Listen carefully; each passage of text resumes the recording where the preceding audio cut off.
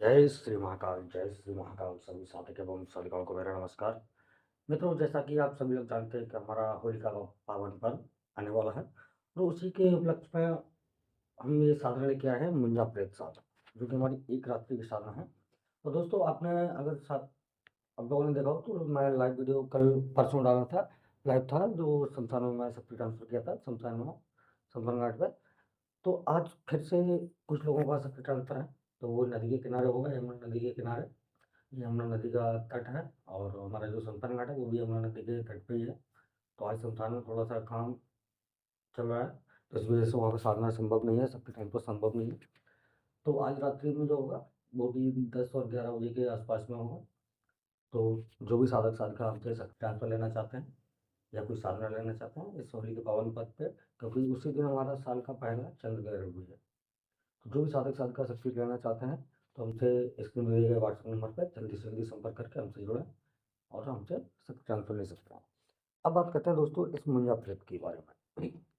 ये मुंजा प्रेत क्या है कि आपने मुंजा प्रेत की साधनाएं बहुत सारी चीज़ यूट्यूब चैनलों पर देखी होंगी, हमारे द्वारा भी बहुत सारे वीडियो डाले गए मुंजा प्रेत के बारे में।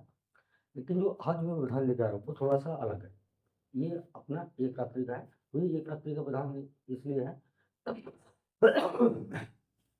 क्योंकि ये ग्रहण के समय का है और होली पे आप जानते हैं हर एक शक्ति, चाहे तामसिक हो चाहे सात्विक हो, अपने उग्र रूप में रहती है, बहुत ही जल्दी प्रसन्न हो जाती है शक्ति। और ग्रहण काल हो उसमें भी यही सिचुएशन रहती है।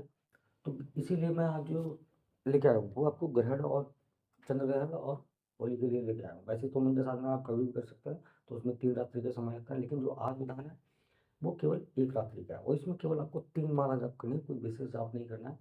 रुद्राक्ष की माला से आपको जाप करना है, कोई ज़्यादा सामग्री नहीं है। ये मुंजा प्रेत करेगा क्या, ये सिद्ध होने के बाद में आपका धन संबंधित जो भी कार्य हो वो पहले आपका कर्जा निपटा देगा। ठीक है, कर्जा आपका खत्म कर देगा। मतलब दूसरी बात, आपको जमीन से गड़ा धन निकालना है वो भी करवा सकते हैं, वशीकरण करवाना चाहते हैं वो भी करवा सकते हैं, किसी को बीमारी है वो भी सही करवा सकते हैं, किसी का पेपर वगैरह निकलवाना है, एग्जाम वगैरह निकलवाना है, कोर्ट केस हो, इन सब कार्यों में आप इसको ले सकते हैं। जमीन का तो कैसा भी कार्य हो आपका, उड़ान शक्ति का कार्य हो वो भी आप इसके माध्यम से करवा सकते हैं। ये है मुंजा प्रेत की पावर। ठीक है, और इसकी जो लंबाई की अगर हम बात करें, इसका जो कद काठी होती है तो इसका कद होता है 11 मीटर का। और जैसे अगर सूक्ष्म रूप में लेना चाहते हैं तो सूक्ष्म रूप में भी आपको ये दिखाई देगा, और ये अपने मतलब वास्तविक रूप में आएगा तो 11 मीटर आप समझ लो, 33 फुट, 33 फुट का हाइट हो गया। तो 33 फुट हाइट बहुत हो जाती है। तो अब इसका साधना करना कैसे है? साधना वो आपको देखो, इसके लिए आप चाहे महिला हो चाहे पुरुष हो, आप दोनों, कोई भी वो किसी भी जाति किसी भी धर्म का हो, हर एक इंसान इसको कर सकता है। बहुत ही पावरफुल साधना है। इसको आपको करना क्या है कि चाहे आपका ग्रहण का समय चल रहा हो चाहे आपका होली का पर्व हो, आपको रात्रि में पहले से ही कुछ सामग्री आपको अपने पास जुटा के रख लेनी है। एक तो जटा वाला नारियल, ठीक है, एक 1.25 मीटर काला कपड़ा, ठीक है, और एक देसी इंग्लिश अंग्रेजी शराब का क्वार्टर, क्वार्टर या बोतल जो भी आप लेना चाहें वो आप ले सकते हैं। ठीक है, उसके बाद काला सिंदूर और एक मौली धागा ये बोलते हैं, जिसको कलावा भी बोल सकते हैं, वो आपको लेना है। ठीक है, और आपके जो वस्त्र रहेंगे वो काले रहेंगे। आपको एकांत कमरे में बैठ के अपने एकांत कमरे में अपने साथ में एक सरसों तेल का दीपक जलाना है, एक चादर रखना है सुरक्षा घेरे के लिए, आपको वस्त्र काले प्रयोग करना है और दक्षिण दिशा की ओर मुँह करके आपको बैठ जाना है अपने कमरे में, एकांत कमरे में, चाहे आप महिला हो चाहे पुरुष हो, वस्त्र आपको पहन के काले ही बैठना है। ठीक है, और ज़रूरी नहीं है कि पूरे पूरे वस्त्र ही काले हों, थोड़ा बहुत मतलब ऊपर की जो होनी चाहिए वो आपके काले वस्त्र होने चाहिए। अब उसके बाद में आपको करना क्या है कि सबसे पहले अपना सुरक्षा घेरा लगा लेना है, अपना गुरु मंत्र का जाप कर लेना है, अपने इष्ट का पूजन कर लेना है दिन में, और साधना में आपको साथ रहना है।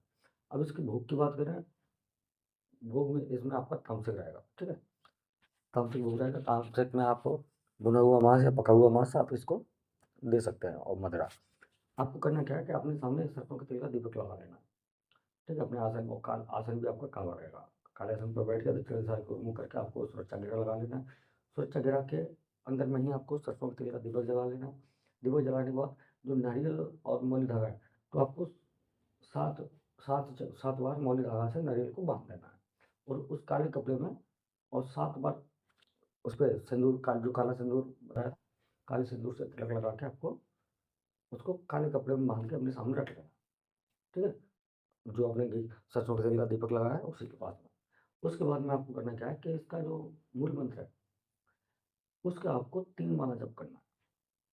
और जैसे-जैसे आप जप करते जाएँगे आपको बहुत सारे अनुभव होंगे, बहुत सारी शक्तियाँ आपको परेशान भी करेंगी, दिखाई देंगी, लेकिन आपको उनसे भयभीत नहीं होना है। भयभीत ना होने के बाद में जब ये साधना आपकी सफल हो जाएगी, तो मंदिर स्वयं आपको एक धुएँ के आकार में, एक सूक्ष्म रूप में आपको दर्शन देगा। उसके बाद आप उससे वो खुद आपसे बात करेगा, जब तक आपका मंत्र जप ना हो जाए, आपको अपनी तरफ से बात नहीं करनी है। उसके बाद में आपको करना क्या है कि जप करने के बाद में आपको उससे वचन लेना है। वचन लेने के बाद में जब भी आप इससे अपना कोई भी कार्य करवाना चाहेंगे, आप इसको तुरंत बुला सकते हैं, बुलाने के बाद में आप अपना कार्य करा सकते हैं। ठीक है? तो आशा करता हूँ दोस्तों आपको वीडियो ज़रूर पसंद आई होगी। अगर वीडियो पसंद आई तो चैनल को सब्सक्राइब करें, वीडियो को लाइक करें। जय श्री महाकाल, जय माता काली।